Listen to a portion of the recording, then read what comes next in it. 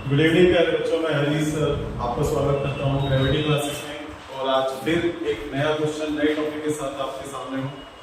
Topic है हमारा blood relation, जिसे हिंदी में रक्त संबंध कहते हैं। इससे रिलेटेड क्वेश्चन आपके सामने नजर आ रहा है आपको। मैं आपको एक शॉर्ट ट्रिक्स बताने जा रहा हूँ, जिससे हम चंद सेकंड में इस क्वेश्चन को सॉल्व करेंगे। और आपने देखा होगा एसएससी, टीटीएसबी, केवीएस और अदर कॉम्पिटिटिव एग्जाम्स में ब्लड रिलेशन से रिलेटेड क्वेश्चंस आते हैं। मैं आपको शॉर्ट ट्रिक्स बताऊंगा और शॉर्ट ट्रिक्स में आप बहुत जल्दी इस क्वेश्चन को सॉल्व करेंगे। ध्यान से देखिए, हमारे पास क्वेश्चन है if A is the mother of B, यदि A B की मदर है, C is the son of A, C A का सन है, D is brother of E, D E का ब्रदर है, E is the daughter of B और E B की daughter है, then who is the grandmother of B? तो D की grandmother कौन है? अब देखिए, हम इसे बहुत जल्दी क्वेश्चन को सॉल्व करेंगे। बस आपको कुछ पॉइंट्स याद रखने पड़ेंगे, कुछ सिंबल्स याद रखने पड़ेंगे, जिससे आप इसको इजीली सॉल्व कर पाएंगे। ध्यान से देखिए, सबसे पहले जो आपको ध्यान रखने वाली बातें हैं, पहला पॉइंट आपको याद रखना है, जब भी ब्रदर और सिस्टर को डिनोट किया जाएगा, एक सिंगल लाइन से डिनोट किया जाएगा। ब्रदर और सिस्टर को एक सिंगल लाइन से, सिंगल हॉरिजॉन्टल लाइन से आप डिनोट करेंगे। सेकंड नंबर पे हस्बैंड वाइफ, हस्बैंड वाइफ को आप डबल हॉरिजॉन्टल लाइन से डिनोट करेंगे, जिससे कोई कंफ्यूजन नहीं हो। थर्ड पॉइंट आपको ध्यान रखना है, जब भी हम चाइल्ड या किड्स को डिनोट करेंगे तो आपको एक वर्टिकल लाइन शो करनी है। वर्टिकल लाइन में ऊपर पेरेंट आएगा, मदर फादर जो भी होगा, और नीचे चाइल्ड आएगा।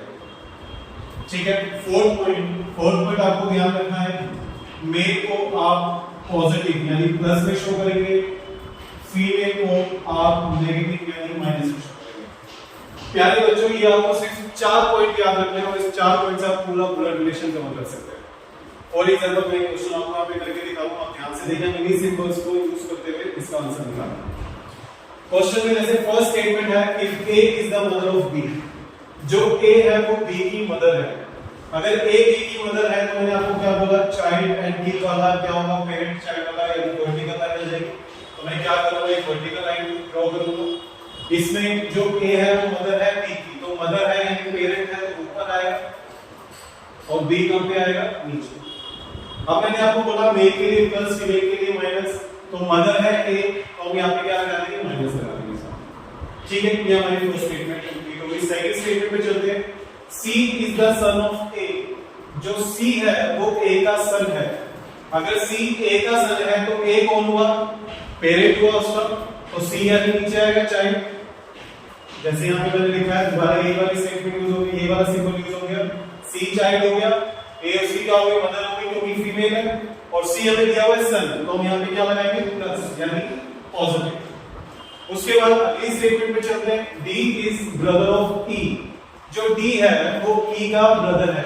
बट हम यहां पे देखेंगे D और E हमारे पास नहीं है, तो भी थोड़े से कुछ सेकंड के लिए इस लाइन को स्किप कर देंगे, अगली लाइन पे चलेंगे। E is the daughter of B, जो E है वो B की क्या है, डॉटर है।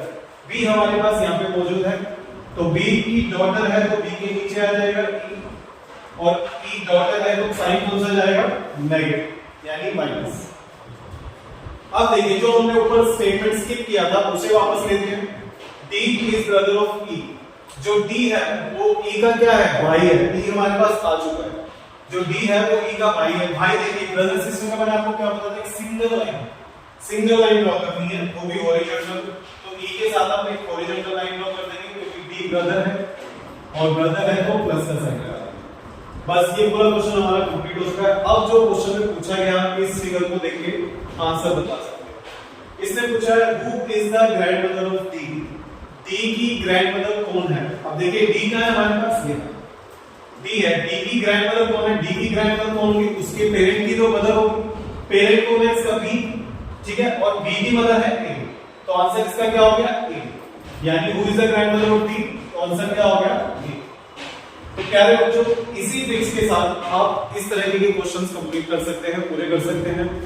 इस तरह की ट्रिक्स को समझने के लिए और करने के लिए आप बने रहिए ग्रेविटी क्लासेस के साथ। और एक क्वेश्चन मैं आपको शेयर करूंगा जो आप एज अ होमवर्क करेंगे, और प्लीज कमेंट सेक्शन में कमेंट कीजिए। Thank you so much.